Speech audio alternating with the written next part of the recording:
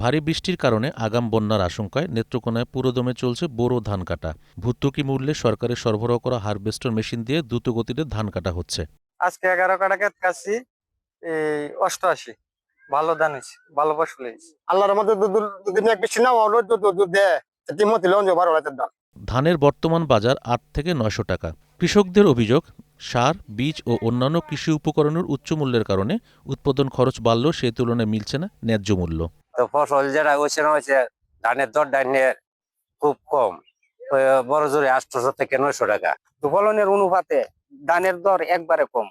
কৃষি সম্প্রসারণ অধিদপ্তরের উপপরিচালক জানান, দ্রুত সময়ের মধ্যে হাওর অঞ্চলের শতভাগ ধান কর্তন করা সম্ভব হবে। জ্বালানি সংকটে যাতে কম্বাইন্ড হারভেস্টে কাটার জন্য সংকট নয়, সেক্ষেত্রে তারা সংশ্লিষ্ট ফিলিং স্টেশনে বা পাম্পে তাদের পর্যাপ্ত মজুদ এবং নির্দিষ্ট করে যে এই শুধুমাত্র কৃষিতে ধান কাটার জন্যই এতটুকু জ্বালানি মজুদ থাকবে। নেত্রকোনায় ১০ উপজেলায় চলতি বছর ১,৮৫,৫৪৭ হেক্টর জমিতে বোরো আবাদ হয়েছে। এরই মধ্যে শুধু হাওর অঞ্চলে আবাদ হয়েছে ৪১,০৬৫ হেক্টর জমিতে।